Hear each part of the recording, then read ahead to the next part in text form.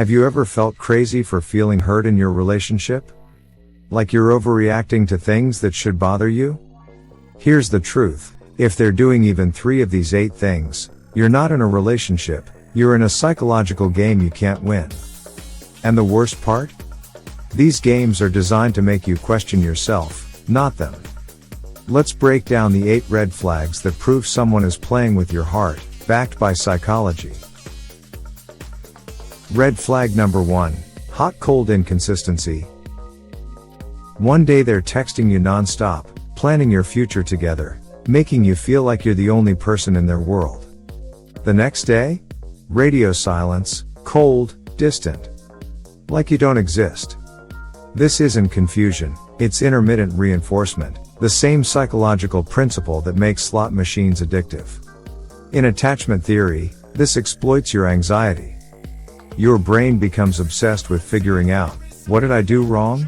How do I get the warm version back? Here's what it sounds like in real life. Monday, I can't stop thinking about you. You're amazing. Thursday, I need space. You're being too clingy. Sunday, I miss you so much. Why are you being distant? They're not confused about their feelings. They're keeping you off balance so you'll chase them. Sound familiar? Red flag number 2, gaslighting. Your reality gaslighting is when someone manipulates you into doubting your own perception of reality. It's not just disagreeing, it's making you feel insane for remembering what actually happened. This is a coercive control tactic that erodes your confidence and makes you dependent on their version of truth. Classic gaslighting phrases. That never happened.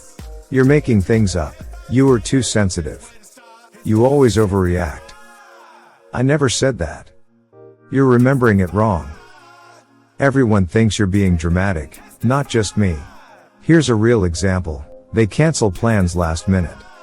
You express disappointment. They respond, I told you I might not make it. You're upset over nothing. Why do you always twist my words? Suddenly, you're apologizing for being hurt by their behavior. If you find yourself constantly questioning whether you're too much or too sensitive, that's not self-awareness. That's gaslighting working. Sound familiar? Red flag number 3, love bombing then withdrawal.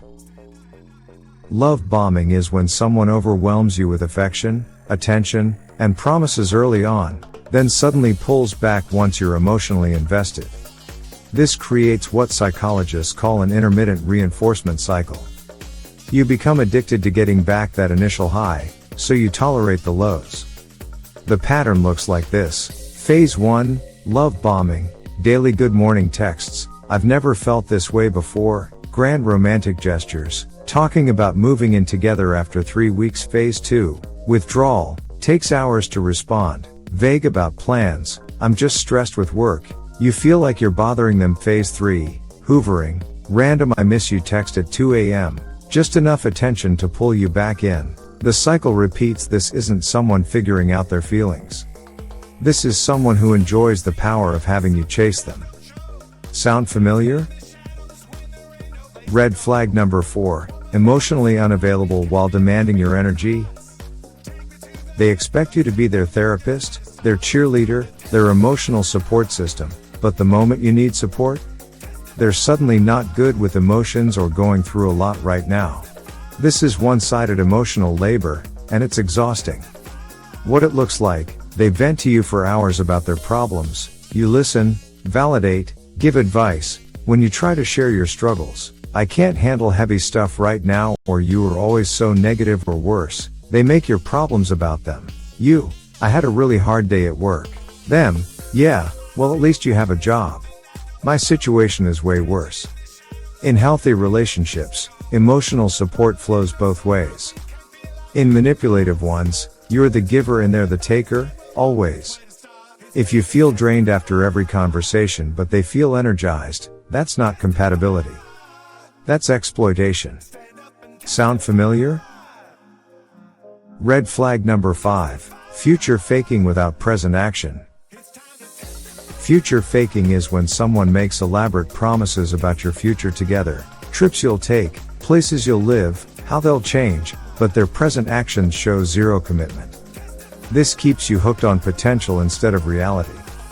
Examples: once I get this promotion, we'll finally move in together, but they never actually apply for promotions. I'm going to plan the most amazing birthday for you. Your birthday comes and goes with nothing. I'll introduce you to my family soon. 8 months later, still waiting. Here's the psychology. They're giving you just enough hope to stay, without actually having to change or commit.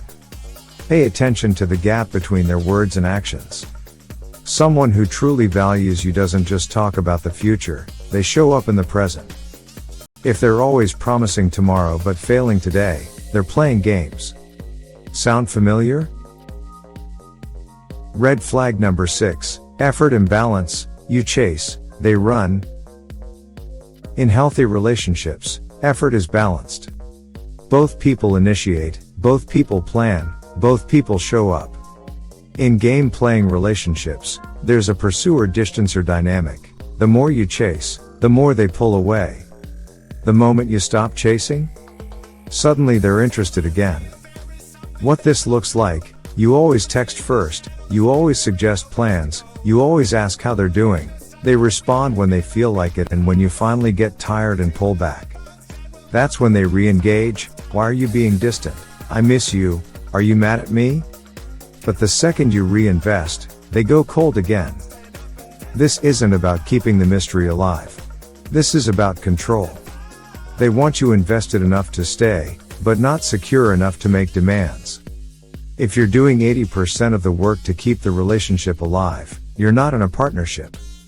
You're in a one-person show. Sound familiar? Red flag number 7. Guilt tripping and weaponized silent treatment. This is coercive control disguised as needing space. When you express a need, set a boundary, or ask for basic respect, they punish you with guilt or silence. Guilt tripping sounds like, after everything I've done for you, this is how you treat me. You were just like my ex. Always complaining. I guess I'm just a terrible person then. Making you comfort them for hurting you. Weaponized silent treatment is when they ignore your texts for days after a disagreement, give you the cold shoulder until you apologize, refuse to communicate until you calm down, aka, until you stop having feelings. This isn't conflict resolution. This is training you to never speak up again. In healthy relationships, disagreements are talked through. In manipulative ones, your feelings are treated as attacks that must be punished. If you're scared to bring up issues because of how they'll react, that's not love. That's control. Sound familiar? Red flag number 8. Making you feel too much for having basic needs. This is the most insidious red flag because it makes you doubt whether your needs are even valid.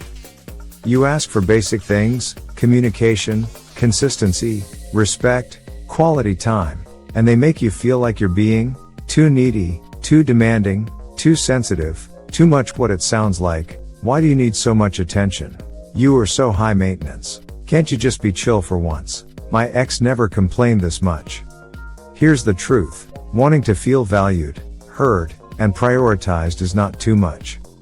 Those are the basics of a healthy relationship. If someone makes you feel guilty for having normal human needs, they're not the right person. They're just someone who wants the benefits of a relationship without the responsibility. You're not too much. You're just with someone who's offering too little. Sound familiar? If you recognized even 3 of these red flags in your relationship, you need to ask yourself, am I being loved, or am I being played? Because here's what psychology tells us: people who genuinely care about you don't make you feel crazy. They don't keep you guessing. They don't punish you for having needs. Real love is consistent. It's respectful. It shows up in actions, not just words. So here's what to do next. If you're seeing these red flags, start documenting patterns. Write down what they say versus what they do. Trust your gut, it's usually right.